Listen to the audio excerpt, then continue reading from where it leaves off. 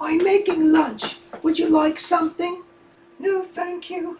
I'm too busy writing. What are you writing? My first novel. Want to hear what I have so far? If I have to. Horace awoke to the sound of his lover showering in the distance. He knew that just a few feet away was ecstasy waiting to unleash itself on his eager, hungry body. Could he resist? Would he resist?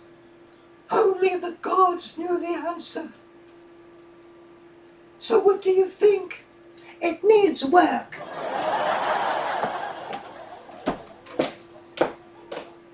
What it needs is a cat, a dog, and a few chickens.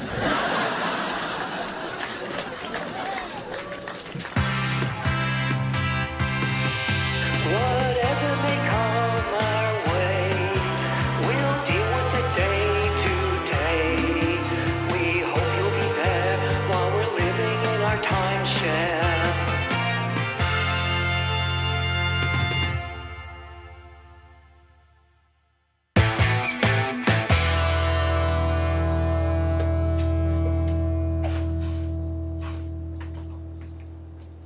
Before I go to the bathroom, do you need it?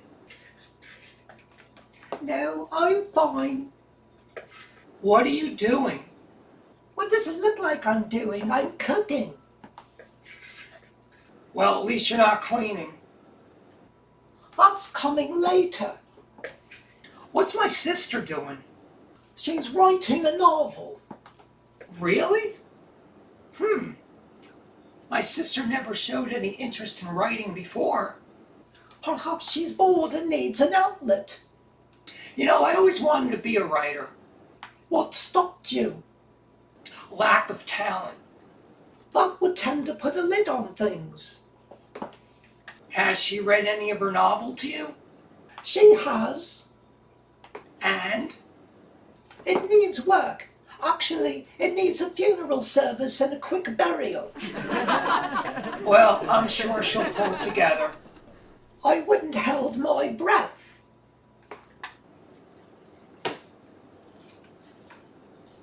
He spends more time in there than Martina spends on her hair.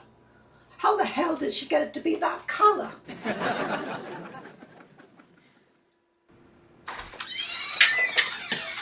Bloody vendors! Oh, hello, Mrs. Bloodworth. Oh, hello. Where's my daughter? She's in the kitchen making lunch. Good, I'm hungry. What are you up to? I'm writing my first novel. Want to hear some of it? Not really. Good thinking. Best to wait until it's finished. You could buy a copy. If you ever get it published. I'm going to self-publish. Leave out the middleman. You do realize that most novels fail miserably. I'm not doing this for the money. Good thing, because you're probably not going to make much. Mom, is that you? It's me. I hope you're hungry. I'm making lunch. Just let me get to it before Wesley gets his hands on it. I know he eats a lot. He's a growing boy. We all know what's growing on him. Where is he, anyway? He's in the bathroom. Of course he is. He lives in there. Well, you know, if you let us, don't bother finishing that sentence. I wouldn't dream of it. I thought I heard you, Mom. Are you finished in there? Yes, I'm finished. You know, one of these days it's going to fall off. Then I'll glue it back on. He's insufferable. You should talk. What did I do? You started it. You're always picking on him. He's an easy target. Well, it's going to stop. Or what? No more stew for you. Which means no more stew for your boyfriend. Bested by my mom again. Oh, bloody hell. His hot, sweaty hands ran all over her hot, sweaty body as they engaged in hot, sweaty lovemaking in their hot, sweaty home. That's one hot, sweaty novel. Too much sweat? Too much hot. I'm afraid if I tone it down, I'll lose my audience. I think you lost your audience on page 3. It does need some work, doesn't it? It's a little rough around the edges.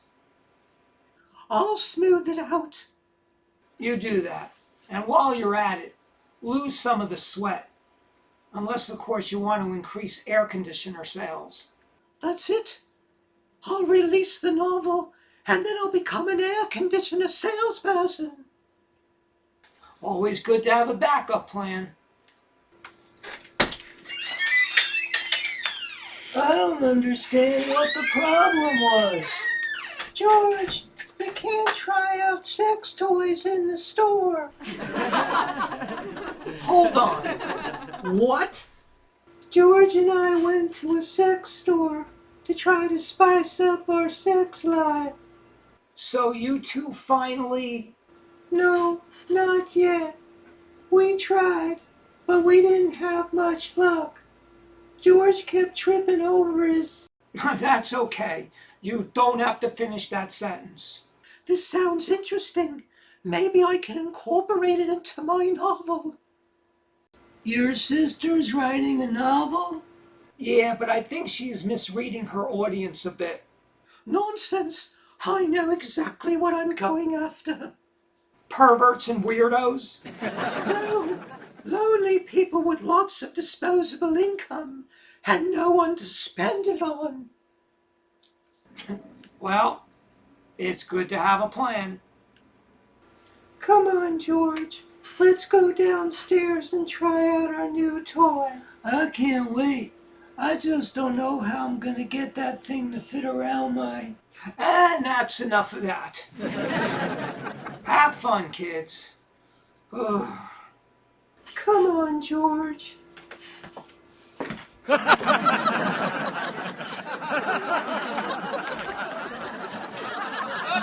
I'm starting to worry about those two. Why? George and sex toys? What's wrong with sex toys? Nothing. But George? That's it. What's it? That's what the novel needs. Sex toys. Oh, please don't. Tell me what you think of this. Horace reached for the salad spoons. He knew exactly where he wanted them to go, but there just wasn't enough dressing. So he went to the fridge to get the Cool Whip. Oh, I don't want to hear this. Wait, I'm getting to the good part. When they all become diabetics and go into insulin shock? No, when Horace based Helga with the turkey broth. Martina, you're a sick woman. You're right. Thank you. Nobody uses turkey broth anymore.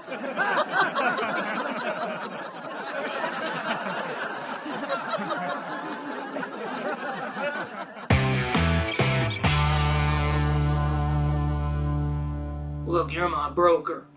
I pay you to keep an eye on these things. Call me back when you have some good news for me. Stupid incompetent. Hey, did you hear the racket going on downstairs? No, I was on the phone. Well, it sounds like Kathy and George are using some kind of sex toy. Whatever works. Hey, I don't want my daughter penetrated with any foreign objects. Then you should have kept George away from her. That's it. What's she doing? She's writing a novel. That's what this thing needs. A foreigner. Huh? Tell me what you think of this. Vladimir was jealous of Horatio's relationship with Helga. He was determined to win her back at all costs. So he called the KGB and put out a hit on Horatio's life. Little did he know that Horatio was indestructible due to a childhood experiment that left a 40-foot crater outside PS222. What the hell has she been smoking? I don't know, but whatever it is, I gotta get me some. Anyway, what are we going to do with those kids? Phyllis, let them have their fun. But sex toys? You've never used sex toys? I had a sex toy back when I was a kid. His name was Mr. Winky. I just could never figure out which end I was supposed to use. Well, that's a picture I'm never getting out of my brain. Can we get out of here? Where you want to go? Anywhere but here. What about Kathy and George? I'm sure they'll be busy with whatever they got plugged into that wall socket. Okay, let's go.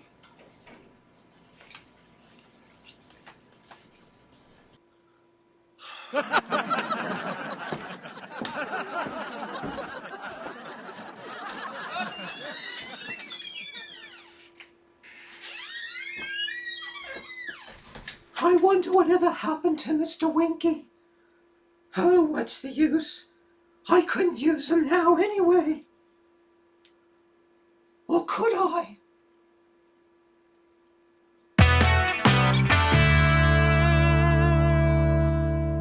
So what are you up to? I'm writing a novel. Really? What kind of novel is it? I'm not really sure yet. It seems to keep morphing as I go along. Well, does it have a lot of sex in it? Define a lot. Each page is dripping with lust and decadence. Then yes, Sounds like something I'd like to read. I can let you have a look when I'm done. I'd like that. I'm having trouble with this one part. I'm not sure which direction to go in. Well, let me hear. Maybe I can give you some suggestions. All right. Horace was about to enter Helga's love nest, eager to discover what awaits him there. How would she be dressed? Would she be dressed at all? Or would he be greeted by her total nakedness? This is where I'm stuck. What are you stuck with? Should she be dressed? Should she be partially dressed? Should she be totally naked, covered only by the salad spoons? Salad spoons? Helga's sex toy of choice. I see. I can't decide what to do with her. Does Horace know what he's gonna do with her? Of course, he's going to be slow and gentle and loving and passionate. In other words, he's gonna pork her brains out. Pretty much. In that case, does it really matter? I'm concerned that the salad spoons might get in the way. Only if he tries to use them while he's, well, you know. Of course, he can use them in place of. Yeah, but then how will he get his satisfaction? There's always the Cool Whip. Cool Whip? Page 12.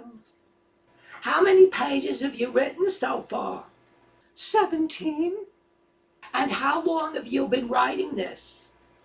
A week. And how many pages you plan on making this novel? About 400. That's almost half a year just writing the first draft. First draft? Sure, Then there's rewrites and editing and all kinds of stuff. It'll take me years to finish this at that rate. Pretty much. I think I need to rethink this. You mean forget about writing it? No, kill Horace in chapter 3. And then what? Turn it into a short story. Helga's Revenge. Seems like a drastic departure from where this first started. One needs to be flexible. That's it. I'll make Helga double-jointed. This is turning into a circus freak show. Whatever works. Martina, you are one of a kind.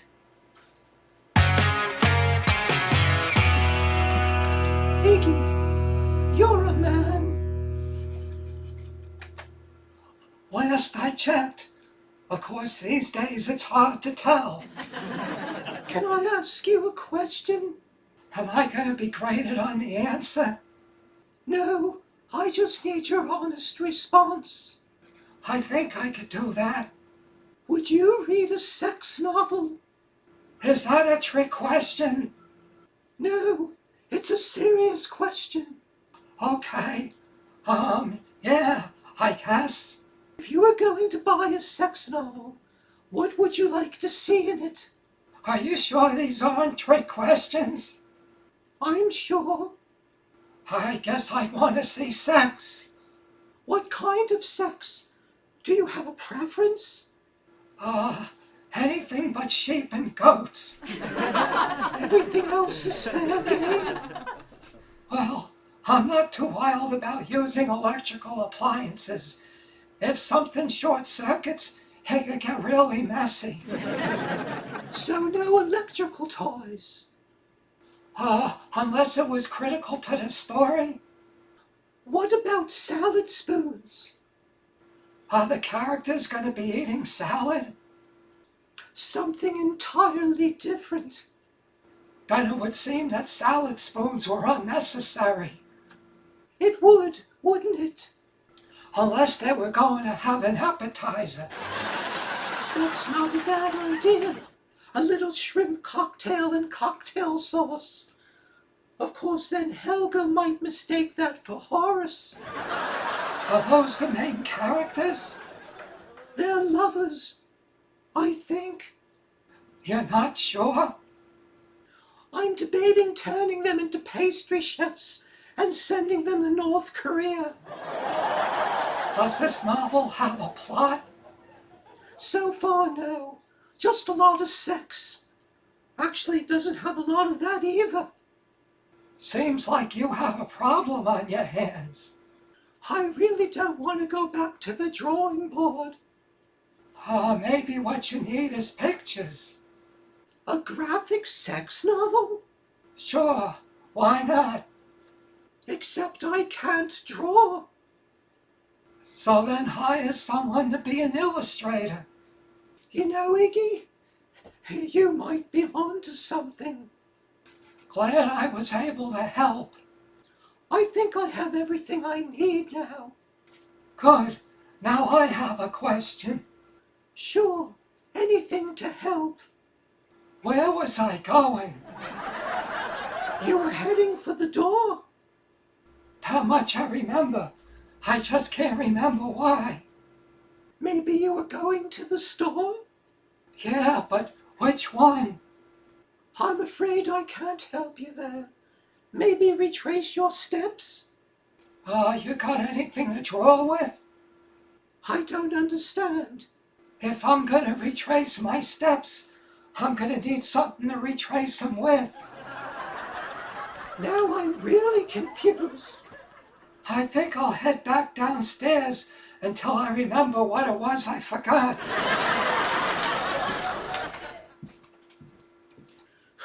Someone should write a novel about him. Who would believe it?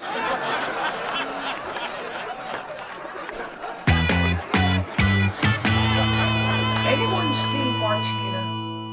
Don't look at me. Now my turn to watch her. Phyllis? Not a clue.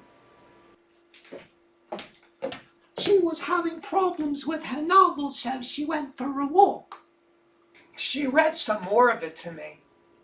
It's very strange, isn't it? Strange? It would have to take a giant leap out of the gutter just to be strange. Your sister does have one warped imagination. Why does that surprise anyone? What do you mean? Anybody who would take a scalpel at her private parts has got to be a little off-center. Don't judge, Phyllis. Obviously, Martina wasn't happy with who she was. Still, that had to hurt. I'm sure they put her under first. I'm just surprised she's not dating the guy that chopped her up. Please, she's dating 2 doctors already. I still don't know how she managed to pull that off. Whether you want to admit it or not, Martina has this charisma as a woman that she kind of carried over from when she was a man. She had a lot of he had a lot of girlfriends when he was a guy. It's just a good thing she can't get pregnant. Except I feel kind of sad for her. I mean, she never had a chance to have children. I think she would have made a great mother. She certainly couldn't be any worse than my mum. Where is your mom? I don't know. Is it possible that she went out with Martina and you just didn't see them leave? I think we're about to find out. Mrs. Bloodworth, I think that's a terrific idea. I thought it wasn't too bad myself. Where were you two? I ran into your mom while I was walking. We had a very nice talk about her novel. Did you give her some suggestions? I certainly did. I told her to ban it and start over. Mom, you didn't.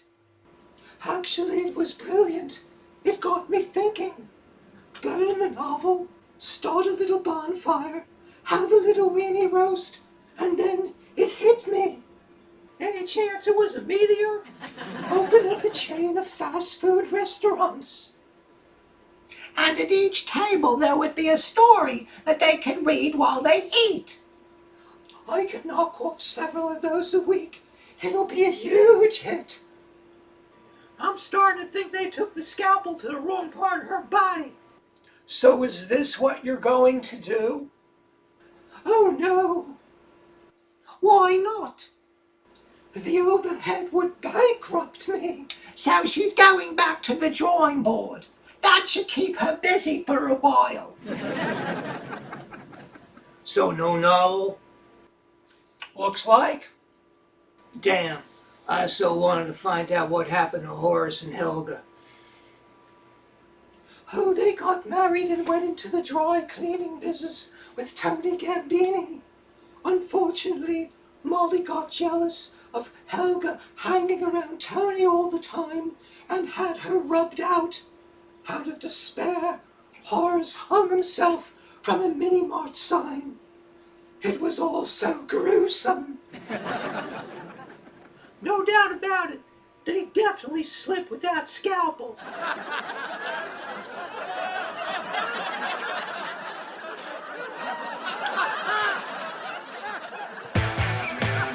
Hi, Steve.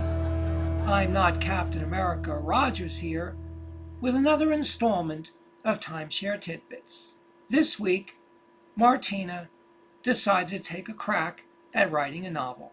She quickly discovered that things like plot, character development, and everything else that goes into writing a novel wasn't so easy. We all tried to be helpful and supportive. Well, everyone except for Phyllis. But in the end, it was an exercise in futility. My sister just wasn't cut out to be a wordsmith. That doesn't mean there isn't going to be something out there somewhere that she's going to be good at. She just has to find it. Kind of like how I found out that Mrs. Bloodworth isn't all bad. She was the one who ultimately made Martina realize what it was that she had to do. Who'd have thunk it? In the meantime, Kathy and George went to some sex toy store that got some kind of contraption that did some kind of thing. Honestly, I don't want to know what it is. The thought of those two doing anything kinky makes me feel a little creepy. I don't know why. Maybe it's because I just can't picture George doing those things. But then again, in the end, he's still a guy. Then again, so is Martina. So who's to say what's right and what's wrong? All I know is I'll never think of salad spoons the same way ever again. Roger's out.